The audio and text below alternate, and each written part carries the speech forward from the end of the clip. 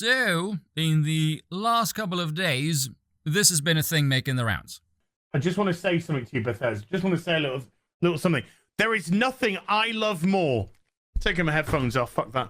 Bethesda, there is nothing I love more than to sit down, comfy chair, turn on my PC, fire up a brand new RPG, lose myself, think, oh my God, just think of this world. Just think of all the planets I can visit, all the immersive things that I can get involved with, all the fights, all the relationships, all the people I meet, all the places I go.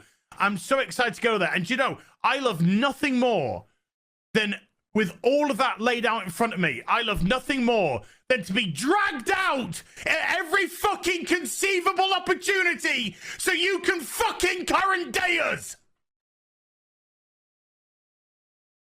Sorry, did you want to get immersed in our world? Yeah, well, guess what? Fucking pronouns!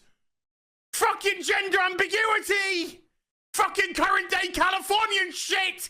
Because that's all we fucking know! Because we're boring! We're so fucking boring!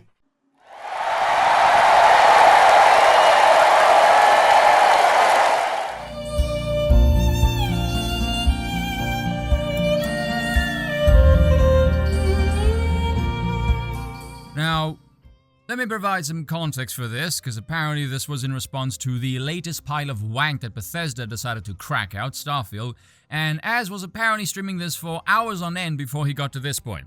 But you know, this is the internet, so we are going to clip the balls out of everything without any context, so if I've gotten anything wrong here, feel free to correct me. One of my favorite comments was this one right here. He streamed for 30 hours of it. Dude's a hypocrite. Oh man, this game is shit. Well, you didn't play it for 25 hours. That's how long it takes to get good. Plays 25 hours. The game is still shit. You played 25 hours of it, so it must be good. What a hypocrite. Yeah, the state of gaming today, people, this is ridiculous. Now, let me just explain very briefly the difference between the left and the right for those of you who are just waking up from a coma because you looked up from your phone for the first time in a damn decade. The right looks at the world, recognizes that it has some issues, and tries to build a world taking into consideration the inherent flaws of mankind. This is what sane, rational people do. However, the left being completely insane and irrational, they try and do the opposite. No. They think the inherent nature of man is wicked evil, and through the gospel of propaganda and programming, humans can be engineered. And so they look at the world and say, how can we impose our will into everything? The one side is filled with complete morons whose reaction was entirely emotional, which is not a surprise. Again, they're morons. They're like amateurs trying to drink high-proof whiskey. All they can smell and taste is alcohol. The nuance is totally lost on them. It was never about the pronouns. He even says it in the first minute of that clip, so you can fucking current day us. It is the politics of the current day being in his escapism that he has an issue with. But no, they are too thick to understand even that. And so as soon as he says pronouns, they all call our boy thin skin.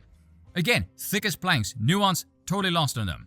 Do you cretins not understand the very purpose of escapism and fantasy is to get away from something, hence why it is called escape? Do you know what immersion is? And to all the sackless gimps who think, oh, it's only pronouns, like Jenk's nephew, who didn't want to play a game about some specky twat on a broom because he might offend those who have a greater hormone imbalance than a damn bodybuilder, let me explain something to you. I know you people don't think at all because you're too busy suckling at the udder of power or letting it so far up your ass it is using your tonsils as a damn boxing bag. I even said this years ago. The pronouns are a Trojan horse, much like everything else they push. It is nothing more than a subversive power play. If you are telling me that I must ignore reality and adhere to your whims, you are exercising authority over me, saying do as I tell you or else you will incur social penalty for your defiance. Do tell me, where exactly is the equality in this exchange? Oh yeah, there isn't one. Let me explain the nature of power here. It does not matter how small. Every inch, every centimeter, every millimeter must be gatekept and defended with unbridled ruthlessness because they are like a virus with a cattle rod up their asses and their only function is to destroy. This is the ideology of the cancer cell. God forbid some of us can see the destination well before the idiots who are pushing this nonsense. God forbid we have consumer choice and allow people to say, hey, this game is full of nonsense, don't buy it, in the hopes of throttling this hydra or letting other people know it sucks. This is the reason why I don't play games anymore, because my reaction would be exactly the same. I did see V ask earlier, would it put you off a game if you found out it was filled with this kind of crap? Yes, it would, absolutely. Hell, I'll tell you guys this. I haven't bought any new games since GTA 5, so 2015, 2016. Oh, I did buy Shadowlands and Battle of Azeroth, but they're expansion packs. I haven't bothered with anything else for like 7 years. Modern gaming is dead to me. I'll say the pronouns thing though. As much as I hate it in games, I kind of like seeing it on social media and people's bios. It's like the digital version of the face blanket during the Kufi years. It lets me know you are an utterly uninteresting person with nothing of value to add to anything. Like I said, it is all they know. They're boring. Freaking Dr. Disrespect got a Starfield sponsorship yanked from him because his view is on the observable reality with regards to the Skittle Squad. And after saying politics should stay out of the video game industry entirely along with people like this, the twat who operates Opera GX's Twitter account posted this. Because apparently these imbeciles are too stupid to understand the difference between games having political themes as part of the storyline versus cramming real-world politics into them as propaganda props. Matt Jarbo been a good example of this, saying on Twitter, "It's really amazing how thin-skinned they are." No, actually, it is just continuously depressing how idiotic you lot are. That's why I said to him, yeah, the whole point of the rant went over his head. He thought it was nothing deeper. He did even quote-tweeted me after I said, yeah, if one happens to be a shallow moron. If you aren't thick as porridge, you would understand that. Alas, not everyone has an IQ over 85. Tragedy, really. And then he says this to me, "You call me a shallow moron, yet you fail to explain your point." Yeah, here's the thing, Matt.